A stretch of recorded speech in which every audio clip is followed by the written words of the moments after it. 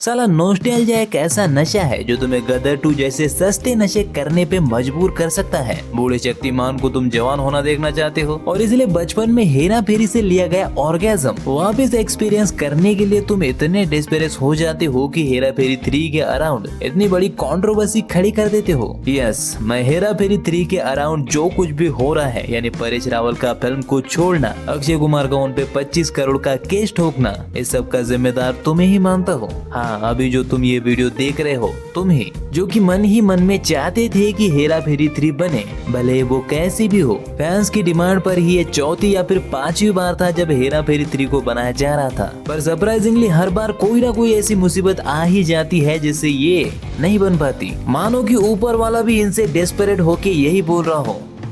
अरे बस कर भाई। मैं जानता हूँ कि तुम्हें सवालों के जवाब चाहिए कि ये सब क्या हो रहा है, क्या परेश रावल वापस आ रहे हैं, उन्होंने पेमेंट लेने के बाद आखिर फिल्म को क्यों छोड़ा, क्या उनकी जगह किसी और को एज अ बाबूराव कास्ट किया जाएगा, और सबसे बड़ा सवाल, क्या हेरा फेरी 3 अब बन भी पाएगी या फिर नहीं बनेगी। हेरा फेरी 3 को सबसे पहले नीरज वोरा ने लिखा था और 2014 में एज ए डायरेक्टर वो इसे बना भी रहे थे, लेकिन इसमें एक की जगह 2 राजू थे, पर दोनों ही नकली थे। पता नहीं अक्षय को रिप्लेस करके जॉन और अभिषेक को कास्ट करने का माइंड फकिंग आइडिया किस चूतिए का था, पर फॉर्चुनेटली फाइनेंशियल प्रॉब्लम्स की वजह से तब इसे रोकना पड़ा, वरना इन्होंने तो मुंबई और दुबई में शूटिंग भी स्टार्ट कर दी थी। उसके बाद 2017 में नीरज वोरा के दुखद निधन की वजह से इसे कम्प्लीटली क्लोज करना पड़ा, लेकिन फिर उसके बाद भी हेरा फेरी 3 हमेशा किसी न किसी चीज को लेकर चर्चा का विषय बनी रहती थी और आग को बुझने ना देने का काम उस पे तेल डाल के डाई हार्ड फैन किया करती थी। इसलिए 2018 और 19 के बीच ऐसे रूमर्स आने लगे कि द ओजी ट्रायो वापस आ रहा है। हालांकि डायरेक्टर या कहानी का अभी तक कुछ भी आता पता नहीं था। अब सभी सही चल रहा था कि 2022 में फिर से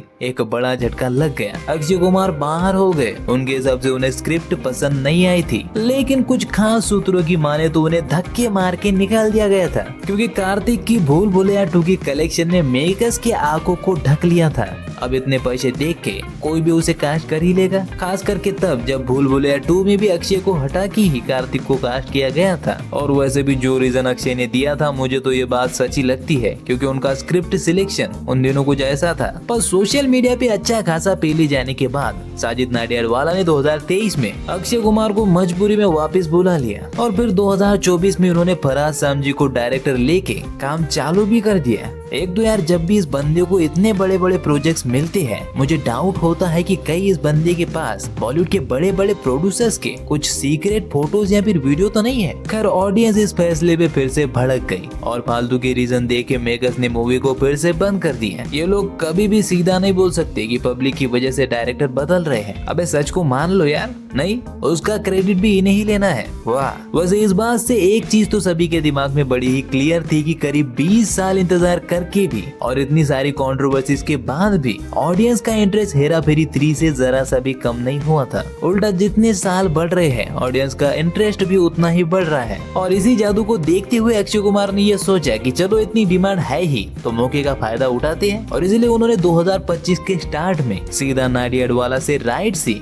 एक्वायर कर लिए। और अब सबको लगने लगा कि चलो इसके बाद कोई हेरा फेरी नहीं होगी, क्योंकि तीनों स्टार तो पहले से ही रेडी थे और इस बार प्रोडक्शन भी राजू का ही था। लेकिन भाई परेश जी ने खुद का ही मूत पीने का बयान देके सबको जितना बड़ा झटका दिया था उससे भी बड़ा झटका हेरा फेरी 3 से बाहर होके दे दिया। और उसके साथ अक्षय ने जितने भी पैसे और कमबैक के सपने हेरा फेरी 3 से सजाए थे उन सब पे पानी फिर गया। क्या माइला इतनी हेरा फेरी रे। अब ऑफकोर्स अपने सपने टूटने के बाद अक्षय कुमार ने परेश रावल के इस अजीब बर्ताव के लिए उन पे 25 करोड़ का केस ठोक दिया, और ये बात अगेन फैंस के लिए बहुत बड़ा झटका थी। फिर उसके बाद रिप्लाई में परेश रावल ने उनके लिए गए 11 लाख वापस कर दिए। सोचो, बंदा फीस वापस कर रहा है पर खुद वापस आने को तैयार नहीं है, मतलब कि उनका बाहर जाने का रीजन भी सॉलिड ही होगा। लेकिन ताज्जुब की बात तो ये थी कि परेश रावल ने खुद ये क्लियर किया था कि उनका डायरेक्टर प्रियदर्शन के साथ कुछ भी नहीं हुआ है। और वैसे ऐसा क्लियर करने का रीजन ये भी था कि लोग ये सोच रहे थे कि शायद प्रियदर्शन और उनके बीच क्रिएटिव डिफरेंस आ गया होगा, जो कि हर बार का रीजन होता है। लेकिन उन्होंने ये क्लियर कर दिया कि ऐसा कुछ नहीं है। और वहीं पे अक्षय ने भी अपने 35 साल के करियर में पहली बार कोई लीगल एक्शन लिया है, यानी कि प्रॉब्लम अक्षय कुमार और परेश रावल के बीच में ही हुई है। हाँ, भले ही अक्षय कुमार पब्लिक में परेश रावल की साइड लेते हुए कहे कि वो मेरे अच्छे दोस्त है और हम 35 सालों से साथ है वगैरह वगैरह, पर ये तो सच ही है कि उन्होंने उन पे केस डाला है, वो भी 25 करोड़ का।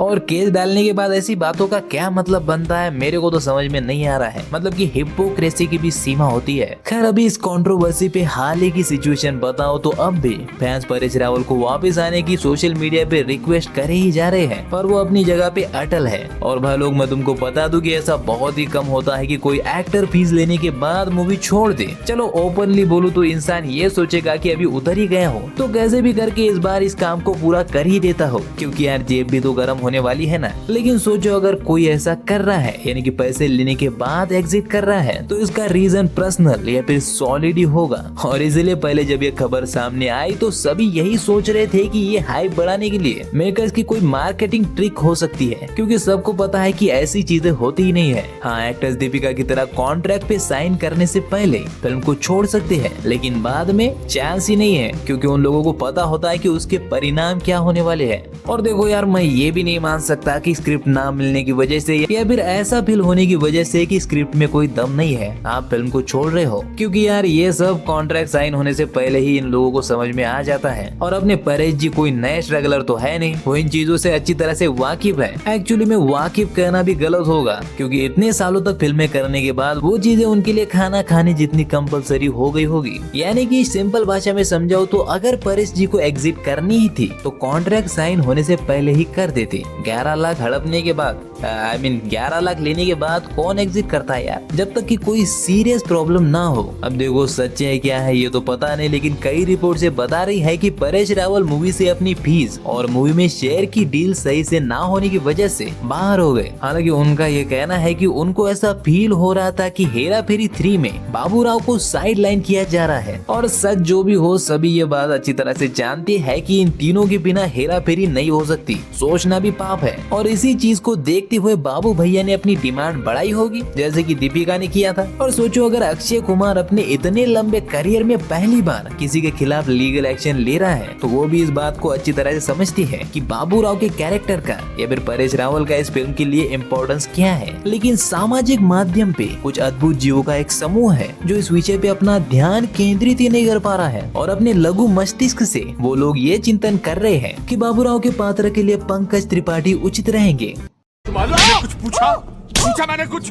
लेकिन देखो बेटा, ऐसा है अगर इन्होंने गलती से भी नई कास्टिंग का अनाउंसमेंट कर दिया ना, तो वही सब होगा जो अक्षय के जाने के बाद पिछली बार हुआ था। क्योंकि सच्चाई तो ये है कि ये तीनों मूवी की आत्मा यार, और इस आत्मा को दिशा दिखाने वाला दिमाग था नीरज वोरा जी, जो कि इस फिल्म के राइटर थे। और मैं ये चैलेंज दे के बोल सकता हूँ कि कोई भी हेरा फेरी 3 को उतनी अच्छी बना ही नहीं सकता जितने की इसके दोनों पार्ट बने हैं। और सीरियसली यहाँ बात सिर्फ डायरेक्टर और राइटर की नहीं है, बात उन एक्टर्स की भी है जो अपनी एज की वजह से मेथड एक्टिंग ही भूल चुके हैं। तुम्हें पता है जब मैंने ये वाली अनाउंसमेंट वीडियो देखी थी ना, तो उसमें भी मुझे बाबू राव की एक्टिंग बहुत ही नकली फील हो रही थी। तो सोचो अब उसे भी कई साल हो गए हैं, और अक्षय कुमार तो कई सालों से खुद ही अपनी कॉपी ठीक से नहीं कर पा रहे हैं। उनकी अभी की कॉमेडी फिल्मों में साफ दिख रहा है कि वो ट्राई कर रहे हैं वो अक्षय कुमार बनने का, जिसमें बॉलीवुड सिनेमा के या फिर इंडियन सिनेमा के सबसे अतरंगी और आइकॉनिक कॉमेडी कैरेक्टर्स दिए हैं। और जितना तुम उनको उस मोड में देखने के लिए डेस्परेट हो, ट्रस्ट में अक्षय कुमार उससे कई गुना ज्यादा अपने आप को उस मोड में देखने के लिए डेस्परेट है। पर सच कहूँ तो अब वो चीज नामुमकिन है, क्योंकि उनकी एज उस चीज को होने ही नहीं देगी। अब तुम्हारे चक्कर में साला उन्होंने राइट्स तो खरीद लिए, और जितना अक्षय कुमार के बारे में मुझे पता है वो राइट्स खरीदने के बाद नुकसान तो अपना होने नहीं देंगे, चाहे कुछ भी हो जाए। यानी कि वो हर हाल में